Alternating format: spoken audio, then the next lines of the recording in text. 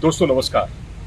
शाकिब उल हसन एक ऐसा नाम जो स्पिन का फनकार माना जाता है, वैसे है तो ऑलराउंडर, लेकिन मिराज के साथ जो मेहदी हसन मिराज है उनके साथ उनकी जोड़ी कुछ ऐसी रंग लाती है कि उसने पाकिस्तान का बैंड बजा दिया। जी हाँ, पाकिस्तान टीम हार गई, जो पहले कभी नहीं हारी थी। लेकिन यहाँ सबसे बड़ा सवाल हमें पाकिस्तान की कमजोरियों को उभारना नहीं है, बल्कि यहाँ हमें ये देखना है कि हम कैसे बच सकते हैं। ये खतरे की घंटी है जनाब। ये वाकई जिसे कहते हैं अलार्मिंग बेल है भारतीय टीम के लिए भी, क्योंकि ये दो खिलाड़ी ऐसे हैं जिन्होंने पहले भी भारत को परेशान किए।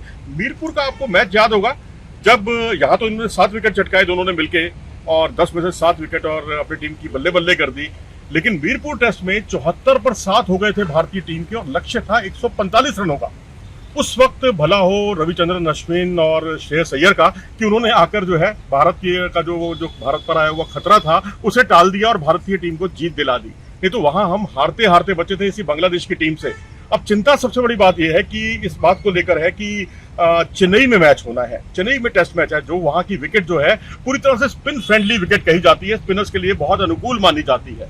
और इसी तरह से कानपुर में टेस्ट है। कानपुर में भी अगर आप याद करें तो वहां जो पिछला मैच हुआ था भारतीय टीम का न्यूजीलैंड के खिलाफ, वहां रविचंद्रन अश्विन ने पहली पारी में 5 विकेट चटकाए थे, दूसरी पारी में 4 विकेट रविंद्र जडेजा ने चटकाए थे। तो जाहिर सी बात है कि स्पिनर्स को वहां भी अच्छा खासा मौका है।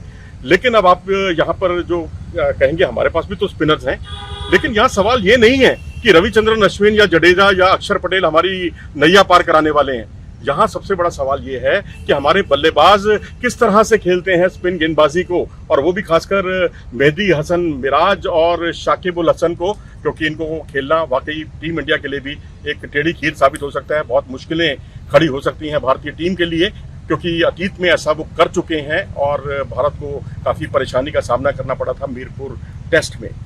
तो अब यहाँ पर जो जुबिन भरूचा, जो राजस्थान रॉयल्स के आपको याद होगा कोच, एक कोचिंग के पार्ट थे, और उन्होंने श्रीलंका के खिलाफ जो सीरीज थी उसमें उन श्रीलंका टीम को कोचिंग दी थी। श्रीलंका टीम को पार्ट टाइमर के तौर पर वो जुड़े थे उस टीम के साथ, उनके प्रबंधन के साथ। तो वहां पर देखिए रिजल्ट कितने अच्छे आए, 30 विकेट गिरे, और 30 में से 27 विकेट जो है, जो भारत के जो 30 विकेट गिरे उसमें 27 विकेट स्पिनर्स को हासिल हुए। यानी श्रीलंका के स्पिनर्स जो है उन्होंने वो काम कर दिया जो 2 दशक में कभी नहीं हुआ था। और इसी तरीके से पाकिस्तान और बांग्लादेश में भी वो काम हुआ जो पहले कभी नहीं हुआ था। तो ऐसा नहीं है कि अगर पुराना रिकॉर्ड आपका अच्छा है तो आप हमेशा ही अच्छा ही करते रहेंगे। आपके लिए आपको झटका कभी भी पड़ सकता है। वो झटका एक पाकिस्तान को पड़ चुका है, और भारत को मैं समझता हूँ इस पर ध्यान देने की जरूरत है। जुबिन भरूचा ने एक बात बहुत अच्छी कही है कि यहाँ पर अब देखना होगा कि जो उनके ऑप्शंस हैं उनको भारतीय बल्लेबाज किस तरह से एनकैश करते हैं, किस तरह से उसका फायदा उठाते हैं, क्योंकि ओवर डिफेंसिव जो सोच होती है वो भी कई बार आत्मघाती साबित हो जाती है। इसी तरीके से चंद्रकांत पंडित ने कहा कि चंद्रकांत पंडित और जुबिन भरूचा ने दोनों ने ही स्पिन के लिए बहुत उम्दा बल्लेबाजी करने वाले खिलाड़ी जो हैं हमारे बल्लेबाज सूर्य कुमार यादव की तारीफ की है। अब सूर्य कुमार यादव हमारी स्कीम ऑफ थिंग्स में है नहीं टेस्ट क्रिकेट की, अब क्या उनको खिलाएंगे? वो कहते हैं जी वो इनसाइड आउट बहुत अच्छा खेलते हैं, वो आउटसाइड दी ऑफ स्टंप जो गेंद होती है बाएं हाथ के बल्लेबाज की, उस पर वो जो है बहुत अच्छे तरीके से कवर के ऊपर से भी शॉट खेल लेते हैं। तो बल्लेबाज जो गेंदबाज होता है वो कंफ्यूज हो जाता है कि इनको बॉल कराएं तो कहां कराएं। तो इस तरह से लेग स्पिन और लेफ्ट आर्म स्पिनर की जो गेंद होगी उस पर भारतीय बल्लेबाजों को अपनी स्ट्रेटेजी तय करने की जरूरत है कि उनको इनसाइड आउट कैसे खेलें, स्वीप शॉट कैसे खेलें।